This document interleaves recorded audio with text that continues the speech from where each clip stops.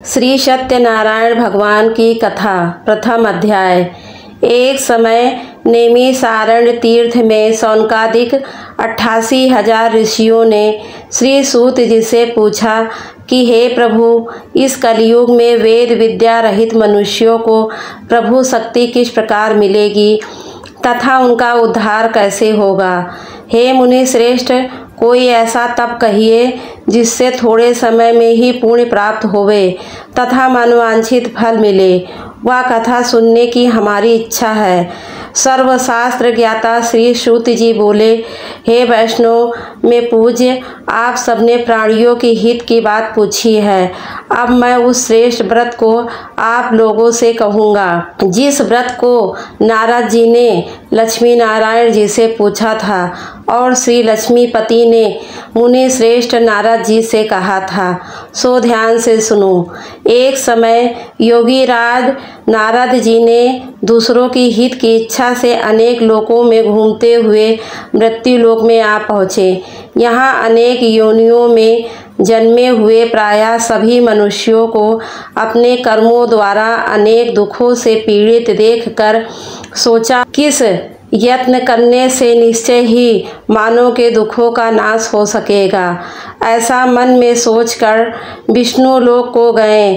वहाँ श्वेत वर्ण और 4 भुजाओं वाले देवों के इस नारायण का, जिनके हाथों में शंख चक्र गदा और पद्म थे तथा वरमाला पहने हुए थे, देख कर स्तुति करने लगे, हे भगवान, आप अत्यंत शक्ति से संपन्न हैं। मन तथा वाणी भी आपको नहीं पा सकती। आपका आदि मध्य अंत नहीं है। आप निगुण स्वरूप सृष्टि के कारण भक्तों के दुखों को नष्ट करने वाले हो। आपको मेरा नमस्कार है। नारद जी ने इस प्रकार की स्तुति सुनकर विष्णु भगवान बोले, हे मुनि श्रेष्ठ, आपके मन में क्या है? आपका किस काम के लिए आगमन हुआ है? निसंकोच कहो। तब नारद मुनि बोले, मृत्यु लोक में सब मनुष्य जो अनेक योनियों में पैदा हुए हैं, अपने अपने कर्मों के द्वारा अनेक प्रकार के दुखों से दुखी हो रहे हैं।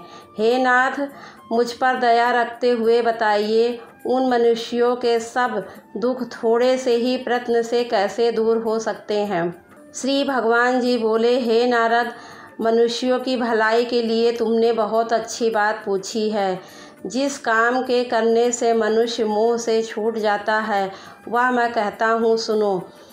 पुण्य देने वाला स्वर्ग तथा मृत्यु लोक दोनों में दुर्लभ यह उत्तम व्रत है।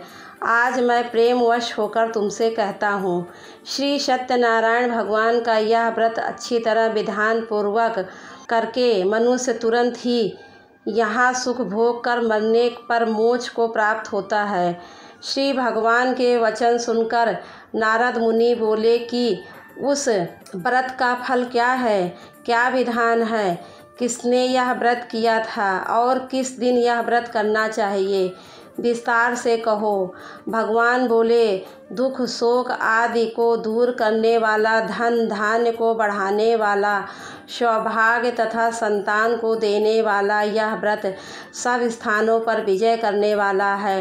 भक्ति और श्रद्धा के साथ किसी भी दिन मनुष्य श्री सत्यनारायण की शाम के समय ब्राह्मणों और बंधुओं के साथ धर्मपरायण होकर पूजा करे। भक्ति भाव से नैवेद्य, केले का फल, घी, दूध और गेहूं का चूर्ण शवाया ले।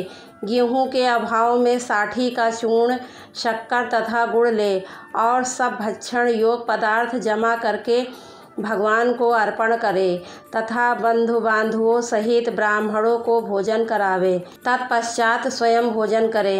नृत्य गीत आदि का आचरण कर श्री सत्यनारायण भगवान का स्मरण करता हुआ समय व्यतीत करे।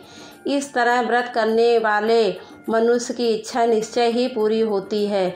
विशेषकर कलिकाल में मृत्यु लोक में यही मोक्ष का सरल उपाय है। सत्यनारायण भगवान का प्रथम अध्याय संपूर्ण।